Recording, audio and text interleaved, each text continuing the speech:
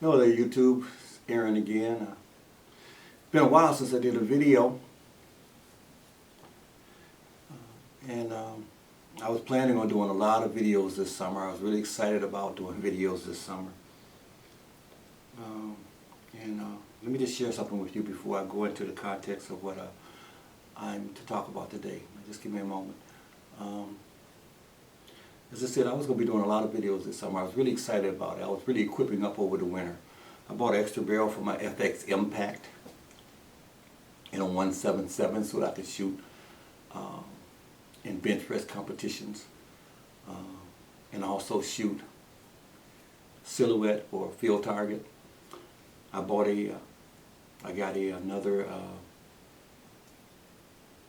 Springer, because we were going to have Springer competition where we were going to be shooting Springers. I bought a used baby jogging buggy for field targets so that I can convert that. And I talked to a guy who was going to show me how to convert that into a field target thing, because in field target you have to carry all your equipment with you because you're moving from station to station shooting. So this cart is used to carry your bench, your gun, your tank, ammunition, every other thing that you're going to be needing for shooting. Bipod, tripod, whatever you're going to be using to shoot with has to be carried on that side. I was starting that conversion. And I was really excited about it. I wanted to shoot some of these competitions. I wanted to interview some of the people there. I wanted to tell you about the guns they were using and how well those guns were doing and what was winning and what the scores were, just to give you an idea, some of your idea of what that part of it is all about. And I was really excited about it, but I won't be doing that now. I'm done with collective shooting, if you will. I've always been a loner, someone who kept to themselves for various reasons. Things just go better that way. There are no politics. There are no games. There's no egos. There's no anything when you're to yourself. It's just peaceful.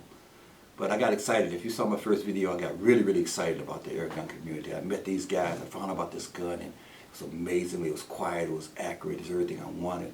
And these guys, they let me shoot their guns, and I was just crazy about the guns and them, and I just kind of elevated this air gun community above everything else. I thought, these are wonderful guys. And they are. I met some wonderful guys. I still think that they're great guys. But one thing about it, when you get started to shoot collective, you run into different personalities. And not only that, you also find out, once again, it's in society that not all people are treated the same. That some people are warned and other people are punished. Some people, a breach of something means nothing. Someone else, a breach of something means everything. And that's not the part I'm expecting that.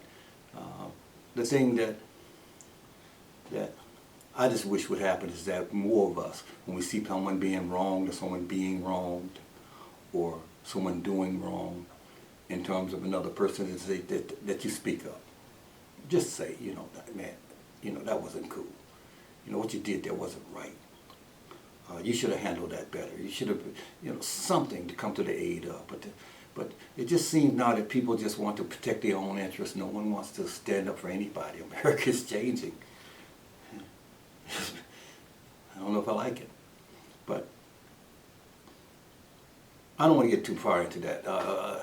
I'm really hurt by this. I'm really disheartened by it. But also at the same time, there's a peace with it, because I know now that I will never have to deal with any kind of situation ever again, because I'm not going to shoot alone. I'll shoot by myself, and that's good, and that's peaceful, and that's great, and there is no politics there again. But I will say this, the air gun community is a small community. You go to the powder burning range, you will see thousands of people. You go to the air gun range, you're only going to see a few. Okay, so it's kind of like, to me, it was kind of like a brotherhood. It's only a few of us, 12, 14, 16, 20 guys. 3 or 4 or 5 that you see all the time. And you would think that, because that is such a small community, that we would protect one another. We would watch out for one another and make sure that everyone is treated fairly. And that's all I'm asking those of you who are out there to do, is just within this, in the context of your life, the world, work, and all that, that's on you. But for the air gun community, and as small as it is, as much as we're trying to grow it, as much as we love it, let's just try to we want to, of course, keep it safe, but we also got to keep it fair. And you got to keep both those things in mind. What's safe and what's fair. And the law can't be dealt out in one area and then totally look away in the other. It's not fair. So that's all I wanted to say about that. Now to the subject at hand. I was unfortunate in that I had both my FXs go out on me within a day of each other. And now I'm going to have to do the repairs. And for those of you who may have had this problem, you probably dealt with it already. For those of you who may have this problem in the future, I just want to tell you what I'm doing to correct it, and then show you also the problem with the gun to see, if you may have that problem too. Now, I don't have the impact because I already started taking it apart, but I will bring it down and show you the condition that it was in at the time of the breakage. I haven't started on my Wildcat yet, so I can share with you what's going on with that gun. And so I'll talk about the impact first. In the impact, the way it looks right now, it looks as though my hammer spring broke. I was shooting the gun, I changed the barrels out to go down to the 177, and all of a sudden I'm shooting and I'm not hearing anything down range. I'm shooting, I'm not hearing anything down range. I changed the barrel out, I put the 25 back in it, same thing. And the gun sounds really, really quiet, more quiet than usual. As it turns out, I cranked the power tension up, still same thing. But I noticed that the spring is loose in there. And I can't see all of it, I can only see the back of the spring, but I can actually take a toothpick and move it around. And that's never been the case. So either the spring is broken or whatever holds that spring in place is broken. For this gun here, I take that gun, I put it up. I said, okay, I'll just shoot this gun for a while, and I may send that in to have it fixed. I might send it to Air Guns of Arizona and have it fixed. So I shoot this gun the next day. All of a sudden, this gun is shooting really, really, really, really funny, making a funny noise. It's got louder and louder and louder. And pretty soon, it started stacking pellets in the barrel. Nothing was coming out the front.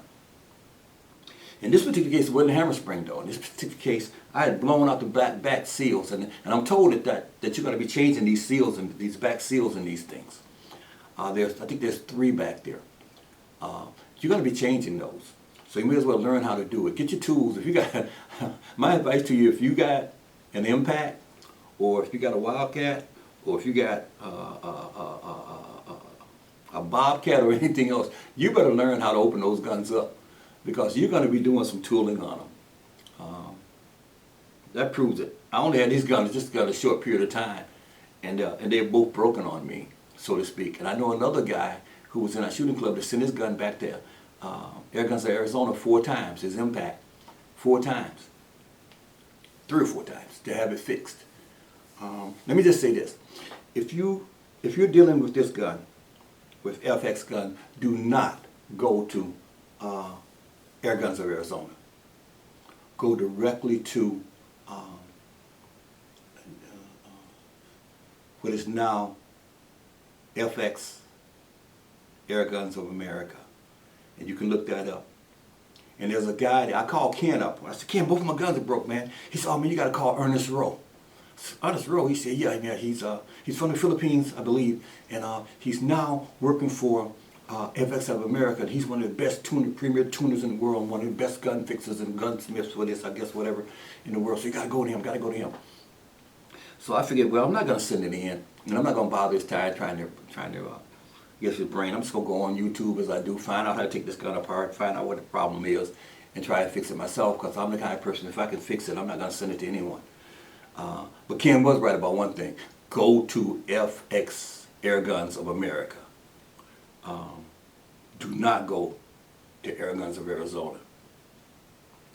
I'm not going to get into why, but I'll just say, if you check out both of them closely, you're going to go to FX Air Guns of America. But anyway, I got him on the phone, talked to a customer representative there, and told him what I needed. God, they were great. And I got 2 hammer springs for my impact. I got all of the O-rings for my Wildcat. I got all my O-rings for my for my impact. I got an impact barrel kit and also an extra barrel kit for my Wildcat for $62. That's a hint as to why you should go to FX. Air Guns of America. So let's talk about this gun in a second. Okay, this is what it's doing. When I started shooting this gun, I would hear a noise. Poof, it kind of changed. I thought, well, that doesn't sound right. And I kept shooting it, and the noise got progressively louder in my ear, to the point where it started stacking them in there. And the reason it started stacking them in there, there was no air going down the barrel hardly at all. It was all shooting out the rear because of I had blown out either one or more of the rear seals. And this is what it sounds like. All the noise, all the air is coming out right here, behind the barrel. Nothing is coming out of that barrel at all. It would not, if I put a pellet in it, the pellet would not make it through the smooth twist at the end of the barrel.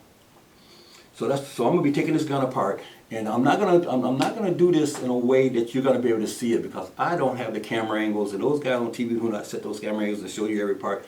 I can't do it. But I will say this to you: I've gone online and I've seen people take this gun apart and put O-rings in it and do other things to it. So I don't need to do that because it's already there.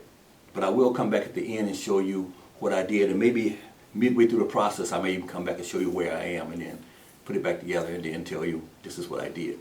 We'll see step by step what I'll do there, and I'll do also the same thing with my impact and try to share that with you. I want to thank you guys, again, for tuning in, and those of you who have subscribed. I'm gonna try to get out more videos. It just won't be the videos on the shooting sport as I wanted to do. We'll just change we'll change the emphasis of that, and we'll come up with some other things to amuse ourselves with, if you will. So I'll be back with you in a minute as I get these guns apart. Thanks. Well, I have the gun apart, and here's the problem with my Wildcat. And from the videos, you're going to have to replace this. If you're on a Wildcat, you're going to be making this replacement. There is a little seal that goes into here. And this is a seal that will blow on you. Mine blew right out. And now what I need to do is just reinsert this. There's an excellent video on how to repair this particular problem on Air Guns Arizona. That's why I just watched it. But when you order them, I ordered 4 of them, because I'm going to be replacing these O-rings. I probably got maybe I don't know, at least 5,000 shots through this thing or so. I think what I'm going to do is I'm going to measure my tins out, and I think what I'm going to be doing is making this replacement on this, and then just ordering some more. They're very, very cheap if you get them through FX, Air Guns of America. So I'll put it together and come back.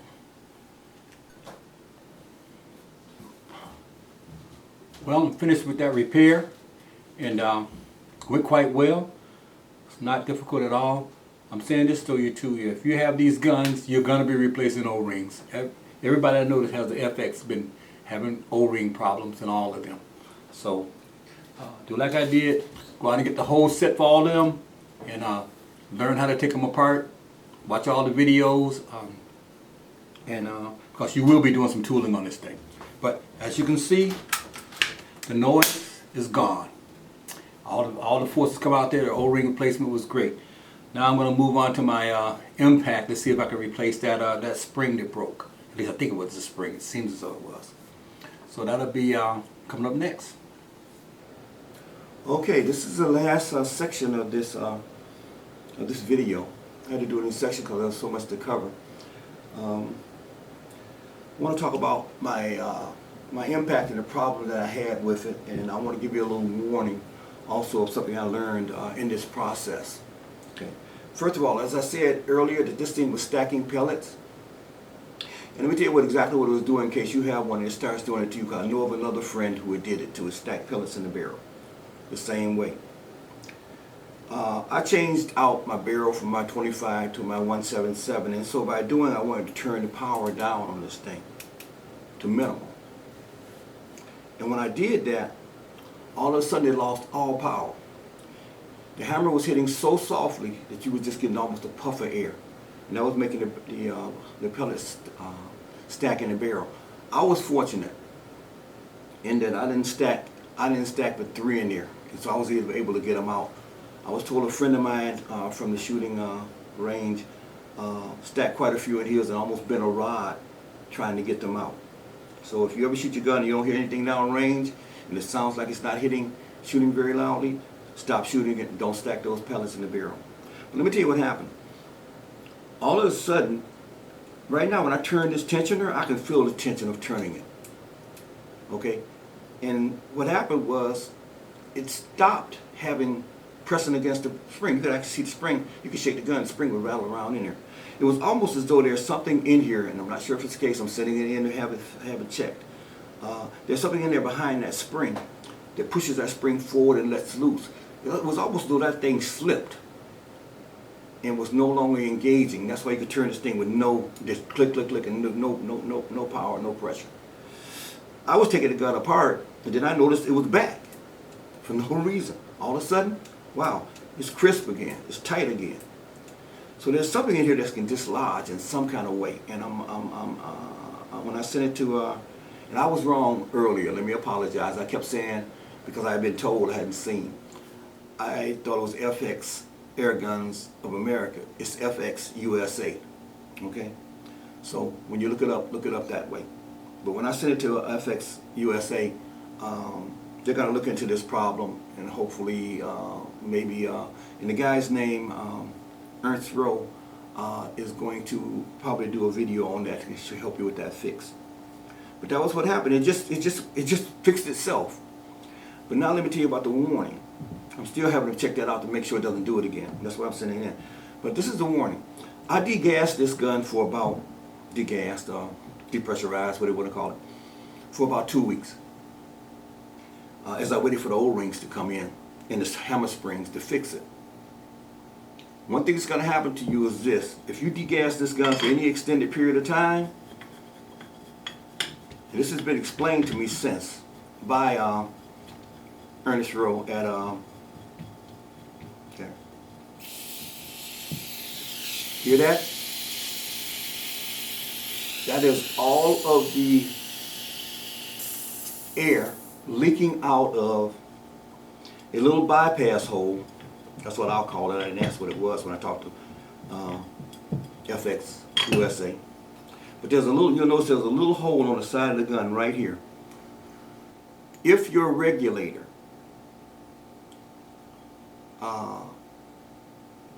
unseals, I call it that, unseals, you're going to get air out here, okay? And you're not going to be able to fix it. I tried everything to try to get this thing to reseal. It won't reseal. Okay. And talking with Ernst Rowe, he said that what can happen is the regulator has O-rings around it. When you depressurize it, there's no more pressure on the O-rings.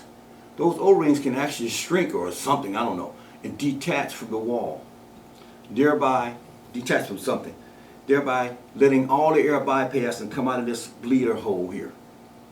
Okay. So if you have an impact, if you depressurize it, don't do it for an extended period of time. Put it back in there real quick, because I'm sending mine back in to have that looked at and fixed.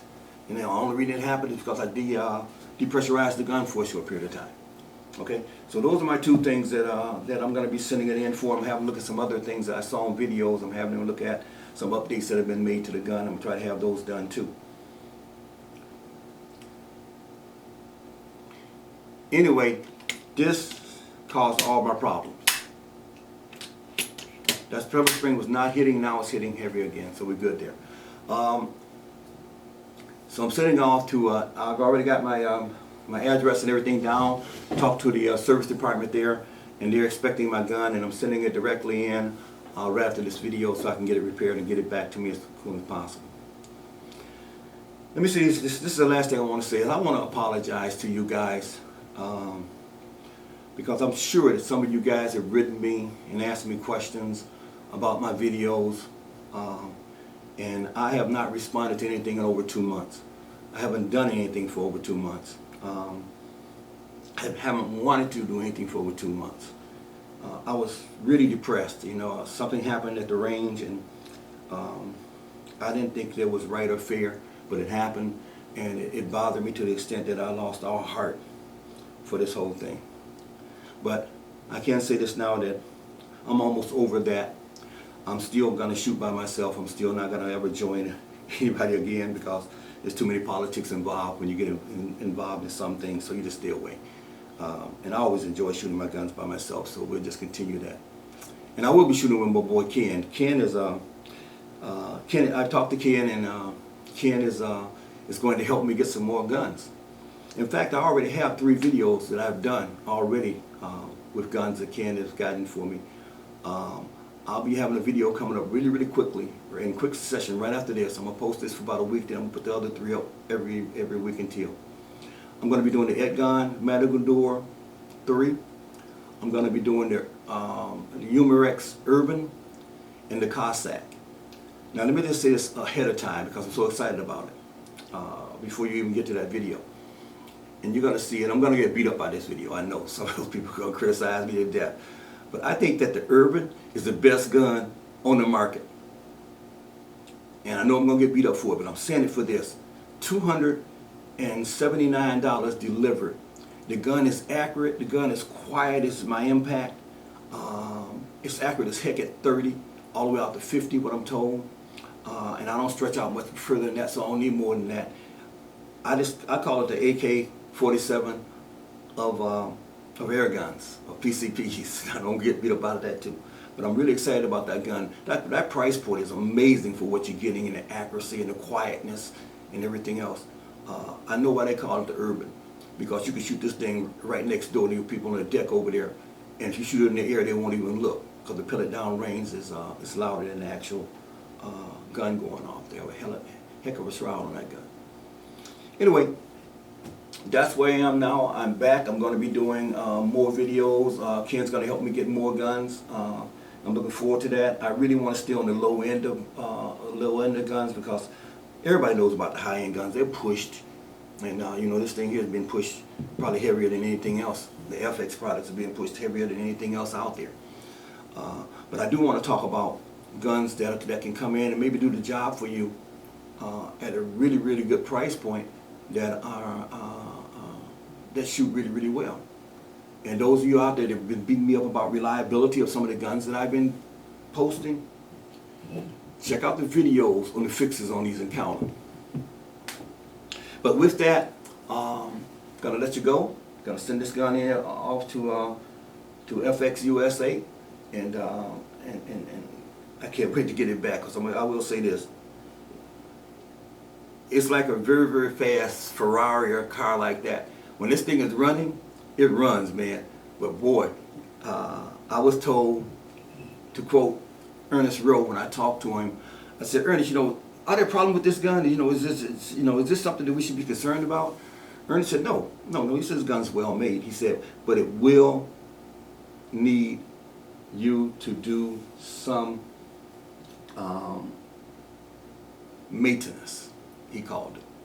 So you will be doing some maintenance on this gun. So you may as well go ahead and look at the videos right now. If you got something major, you can send it in to Ernest, send it into FX USA. If it's something small, there's a video there that'll walk you right through it. I will give FX a lot of play for that. They brought Ernest in to do that one thing, and he's doing an excellent job in making videos to show you how to service the gun and what the problem is and how to fix it. So with that, we'll be dropping those other 3 videos real quick, and I'll be doing other follow-ups to that, and I hope to get out probably 5 or 6 videos before the snow flies here in Michigan. You guys have a good one. Keep it safe.